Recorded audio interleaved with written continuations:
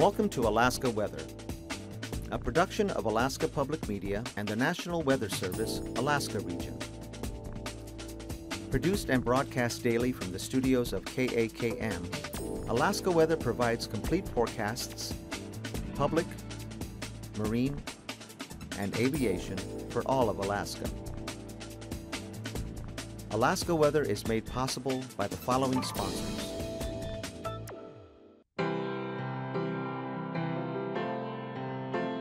You can tell a lot about where a company is going by looking at where it's been.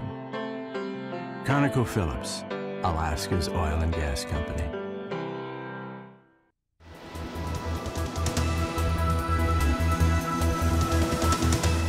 The National Weather Service. Hello and welcome back to another edition of Alaska Weather. I'm meteorologist Kimberly Hepner and today is January 5th, 2014. When we're not on the air, you can always go check us out on our webpage at arh.noaa.gov and then navigate to the destination of your choice. You can also reach us via the phone line, and you can dial 1-800-472-0391. And as always, you can find us on YouTube, Facebook, and Twitter. Now on to the important news of the evening, the watches and warnings and map for the advisories. Currently we have a wind advisory along the eastern areas of the state, and this is mainly for areas west of Tok for winds gusting up to 60 miles per hour. This entire area in the central parts of the state are receiving snow, and it's a little bit windy also, and we're going to expect these advisories for snow and blowing snow to expire around midnight tonight, as it's still going to continue to gust between 40 and 45 miles per hour. So visibilities will be reduced to 1/2 mile at times. Now across the Kuskokwim Valley and Delta areas a little bit further south, the freezing rain advisory is expected to expire at 6 p.m. this evening. And as we look further north, another area in red, this is a warning for a blizzard. And this blizzard warning is out through noon tomorrow. And we're expecting visibilities here to be reduced to near zero, so less than 1/4 mile even. So gusty winds out of the east along the central and eastern Beaufort Sea, 60 miles per hour along the extreme eastern areas. And as you head into the central areas, an advisory for blowing snow here is out through tomorrow through 6 p.m. Through 6 a.m. and that's for blowing snow in this area. And as we go on to the satellites, taking a look to see what's going to be coming our way towards the Aleutian, an area of low pressure just to the southwest of Shemya is going to be moving on towards the easterly direction. Lots of clouds over the Bering Sea from the Bering Strait just channeled all the way down through the Alaska Peninsula. Taking that into motion again, you can see the spin of this next low that'll be moving over towards the east. And then we'll take a look closer to home at this system that's just south of the Alaska Peninsula, bringing some Alaska Peninsula and the central part of the Aleutians. We've got some moisture on the way with some scattered shower activity right near Adak and further south. Looking further east across the state, a little break in the clouds here. Actually, that's not a break in the clouds. It's just low-level clouds that aren't being picked up by the infrared satellite features. So we've got low-level moisture that's still continuing to stream across the Gulf of Alaska and along all of the Gulf Coast coming up. And here, these lighter areas is where the snow is occurring this afternoon. And along the northern coast areas, mainly low and mid-level clouds here with some light snow showers across the Brooks Range. Across the eastern areas, the Gulf and southeastern Alaska, an area of moisture has been pushing onwards and bringing rain across the inner channels and the outer channels, actually across the outer waters and inner channels. So putting that into motion one more time, and you can see that there's a lot of moisture across the area. Remember, areas that look clear actually do have low clouds in those areas. And taking a look at your weather today on the map, you can see there's a low pressure system here, a weaker one with 1005 millibars, bringing this warm front that came up through earlier. So have a constant stream of moisture and rain along this frontal boundary that's moved inland. Across the southern parts of the state, looking at the central Gulf Coast and the western areas through the Kenai, warmer air is moved up into the area. All across the Alaska Range, we've seen a large temperature range in the lower teens to the lower 40s with a stationary boundary just draped to the north. Pockets of freezing rain across the Kuskokwim Delta, and that's why we have the advisory out through the Kuskokwim Valley areas. Along to the north, colder temperatures with a very tight pressure gradient along the eastern parts of the Beaufort Sea area. So we have snow and blowing snow along through the central Gulf Coast, and also blowing snow along the areas across the northwest as a very tight temperature gradient exists across the Bering Strait area. Now taking a look over at the Bering, we have a low pressure system here that was bringing all this precip for the last day or two into the western areas of the state. This is now beginning to dissipate. It's a 979 millibar low, but it will be followed by this next system that's just to the south of the Aleutian chain. Currently, surface low pressures are between 972 and 975 millibar, and these are going to be pushing a warm front to the north. It just sat right south of the chain during the afternoon hours.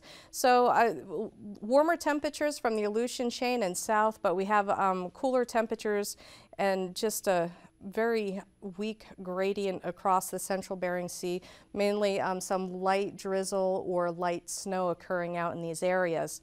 Now, as we head into your forecast for tonight, the front that's just south of the chain, this is going to become an occluded front overnight and strengthen as it moves to the north into the central parts of the Aleutians. This will bring some patchy fog to areas of the Aleutians and rain mainly as this warmer air mass lifts to the north.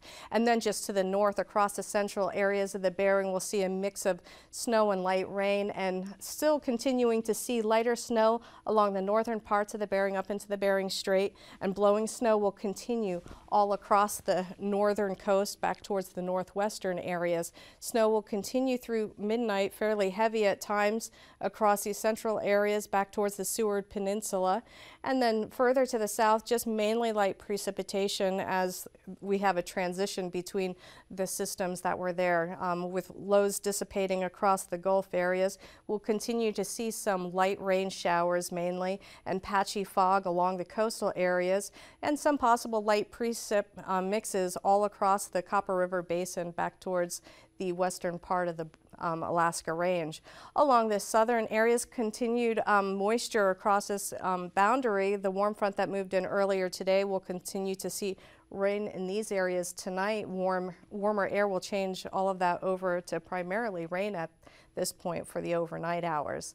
And then taking a look at your Monday forecast across the Gulf Coast area, still just light rain lingering, and rain will also begin to taper off as this low continues to weaken along the southeastern parts of the Gulf Coast.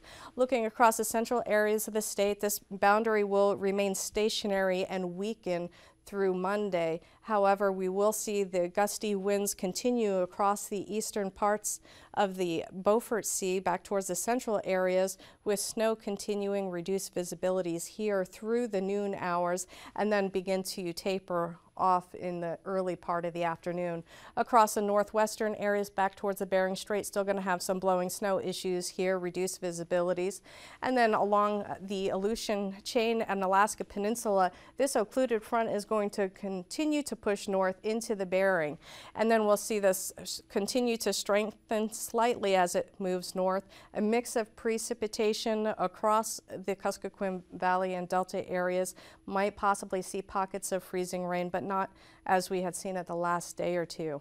Across the western parts of the Bering, can't rule out a stray shower or two, as weak low pressure is going to remain dominant across this area. Now for your Tuesday forecast, we'll have some colder temperatures dropping down towards the Brooks Range, bring some gusty winds across the northern areas and some lighter snow, and some winds will continue out of the north to northwestern areas across the Bering Strait. This front that's going to be moving into the Bering is going to weaken on Wednesday down to 975 millibar, and we'll see some lighter mixed precipitation as we go through the day on Tuesday, with mix to the north of the front, and then rain mainly across the Alaska Peninsula and the Aleutians. Another low pressure system is going to develop across the southern parts of the Gulf. This might lift a little bit further to the north and possibly a little bit further to the west. If this happens, Kodiak will see more rain than what's currently projected.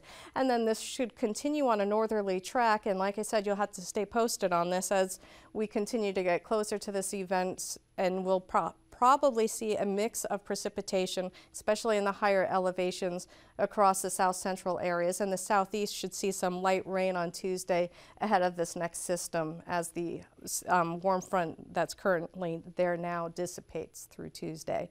Now looking at your temperatures today, a little bit warmer across the southeast, mainly in the lower 40s. And then as you headed back towards the western parts of the Gulf, even warmer at Homer with a high temperature, holding there at 46 degrees this afternoon and then slowly dropping. The big temperature range from the mid-30s to the teens across the eastern parts of the state, and a little bit colder near Eagle in the 20s, warmed back up again. And then as we looked even further to the north, just a slow cooling trend across the Brooks Range and along the Arctic coast, coldest with -6 reported as the lowest temperature. In the teens across towards the Seward Peninsula, and as we drop south towards the southwest, mainly in the 20s to mid-30s, and across the chain also in the mid-30s mainly. Your temperature range is not going to change much overnight, with the mid-30s staying across the Alaska Peninsula and into the Aleutians. Main temperature drop is going to be in the central areas, with colder temperatures across the northeast, and temperatures mainly in the mid-30s for the southeastern parts of the state. Now looking at your high temperatures tomorrow, not much of a diurnal change, upper 30s for the southeast, and then across the Gulf waters looking at mainly in the mid-30s, and as you move to the north in the single digits across the northern parts of the state, and again across the chain mainly in the mid-30s to lower 40s. Looking at your flying conditions for tomorrow, mainly MVFR and IFR in the central areas of the state and out into the Bering, and for the southeastern areas, mainly MVFR conditions with possible IFR in the morning. And as we look at your passes in more depth, Anaktuvuk Pass is going to be IFR, and then Adigan Pass will be IFR as well. And Lake Clark and Merrill Pass will both be IFR tomorrow, and Rainy Pass will be IFR. Windy Pass will be MVFR and go possibly to IFR, and Isabel Pass will mainly be a MVFR with possible IFR conditions. Mentasta will be IFR to VFR, and then Tanita Pass will be MVFR, possibly seeing IFR at times. And Portage Pass will mainly be IFR, with the western entrance mainly being MVFR. And Chilkoot and White Pass will be IFR, possibly lifting to MVFR conditions. Freezing levels across the Bering, mainly across the northern Bering and hugging along the Gulf Coast, and then the freezing levels between 2,000 feet along the southern parts of the mainland to 8,000 feet as you get towards the Dixon entrance.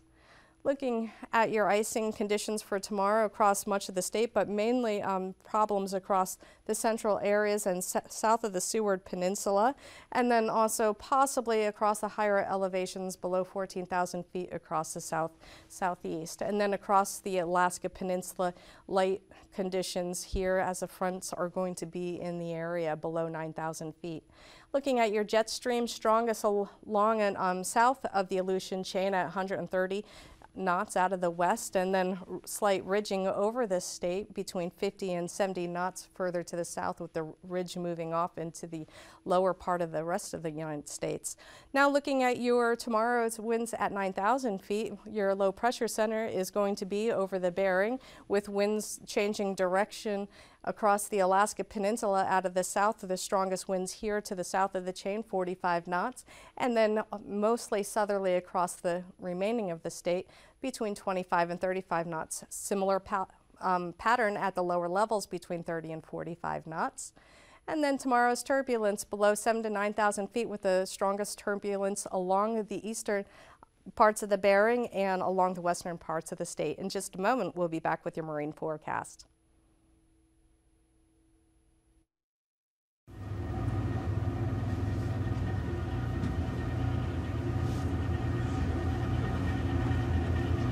Okay, go ahead.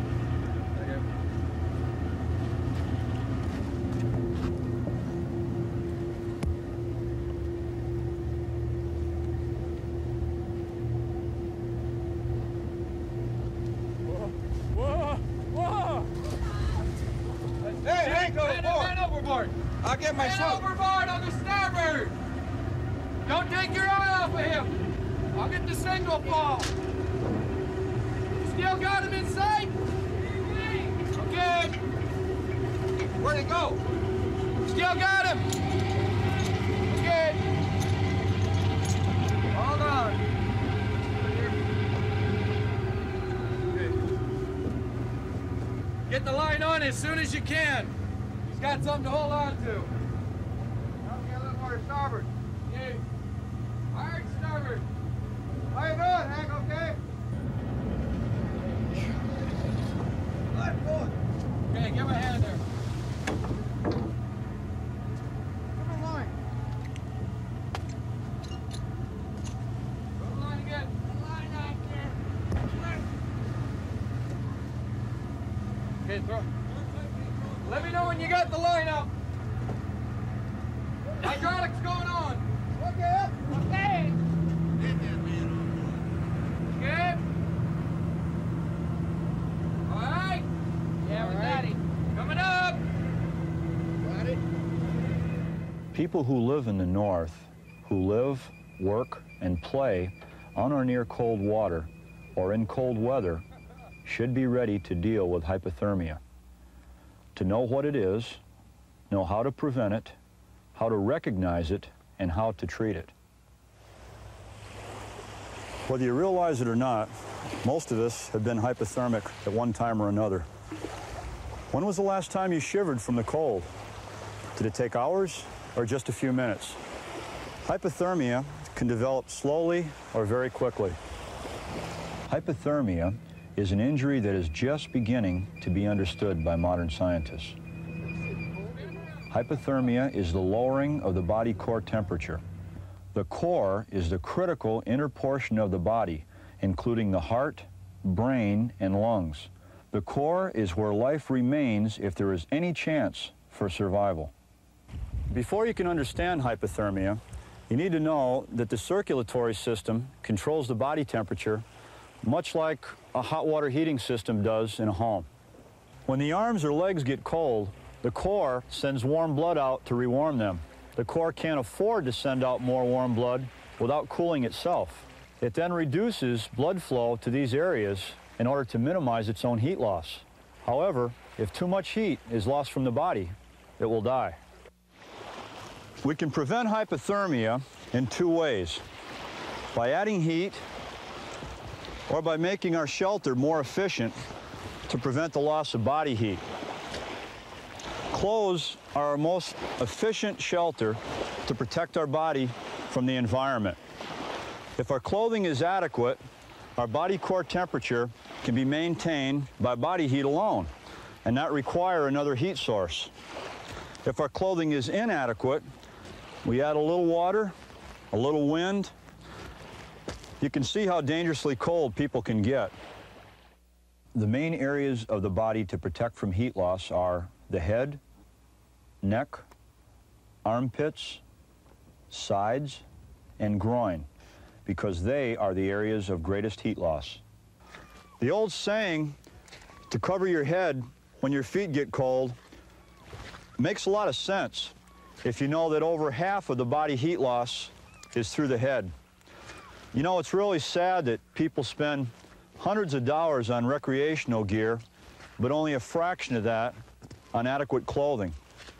Clothing that could protect them from a dangerous and common killer, cold. The best prevention for hypothermia is to stay dry. If you're wet, get dry. If you're in the water, get out, or at least get as much of your body out as possible.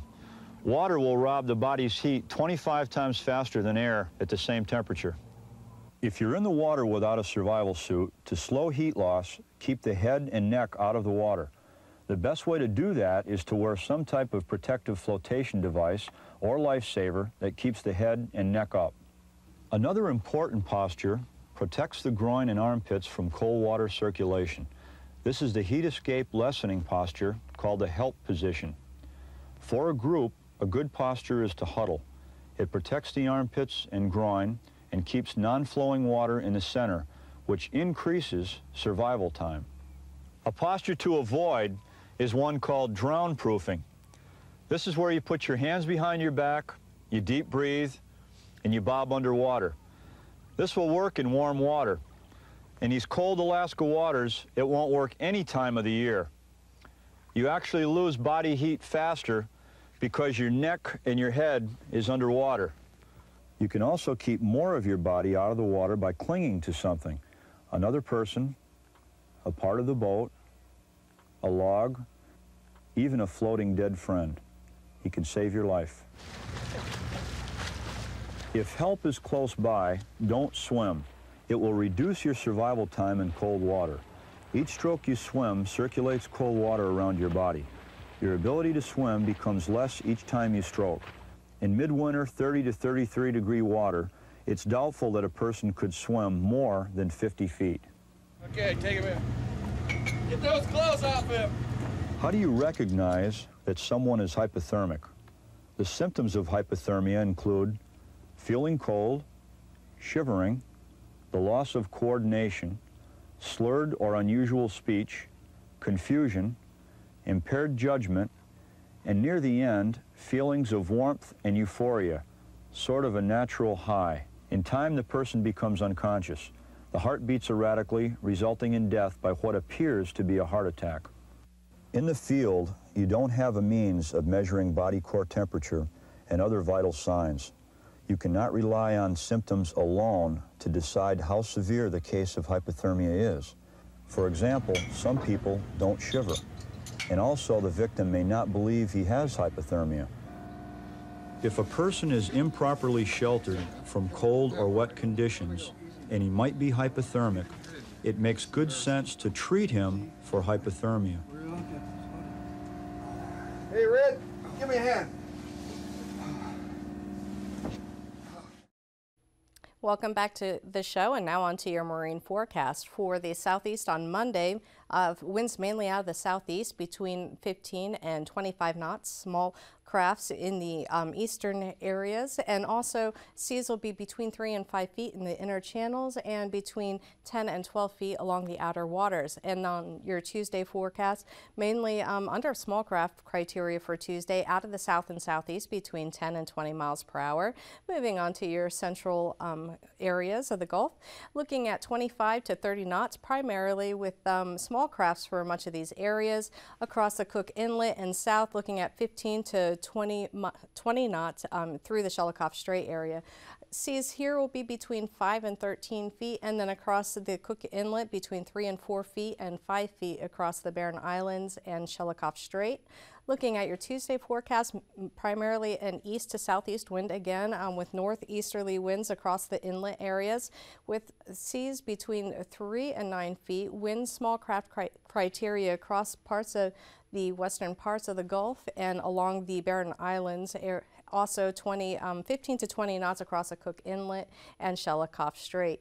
Looking at your Alaska Peninsula forecast, gales here for your Monday with higher gusts across the Bristol Bay, especially in the morning. And then this wind is going to be primarily out of the southeast with seas between around 9 feet and 15 across the Pacific waters. And then looking at your Tuesday forecast, winds come down a little bit, small crafts primarily out of the south and southeast once again between 5 and 8 foot for the seas on the Bering side and 13 and 15 feet along the Pacific. Looking at your Aleutian forecast, mainly winds between 25 and 30 knots across much of the area, small crafts for the central and eastern parts of the Aleutians. Out of the north across the western and central areas, and then change of direction around that low pressure system across the central and east. And seas here will be between 8 and 10 feet across the Bering side and 18 to 19 feet across the Pacific side.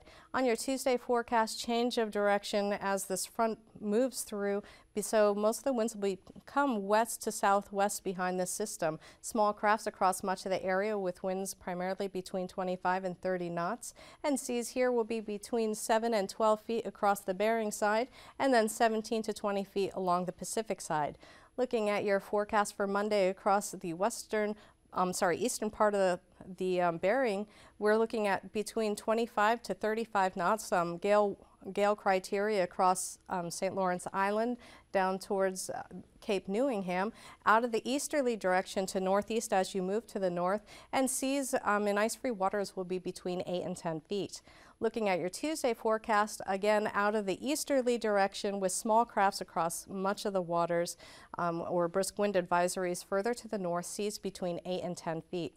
Looking at your north and northwestern coastal areas, brisk wind advisories out of the east and south, out of the northeast, and then we'll see 25 to 35 knot winds here with icy conditions all across this area. Now looking at your Tuesday forecast, more of a northeasterly direction all across the area with winds between 15 and 30 miles per hour.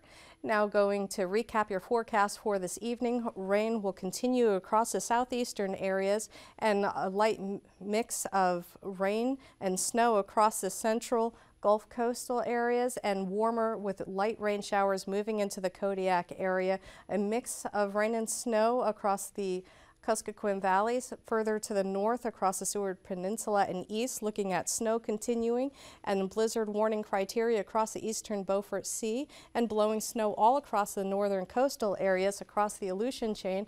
Expect this rain and a mix of rain and snow in the Bering and snow as you move further north. This front will move to the north on Monday, bring this rain all the way up through the Alaska Peninsula, seeing a mix of light snow ahead of this system, and mainly light showers across the remainder of the Gulf Coast. Well, I'm meteorologist Kimberly Hepner, and I'll be back for your forecast. These forecasts are to be used for planning purposes only. Call 1-800-WX-BRIEF for a formal pre-flight briefing. Always file a flight plan before you go flying. The U.S. Coast Guard Auxiliary urges you to leave a float plan with a friend or the harbor master before you go boating. Alaska Weather is made possible by the following sponsors.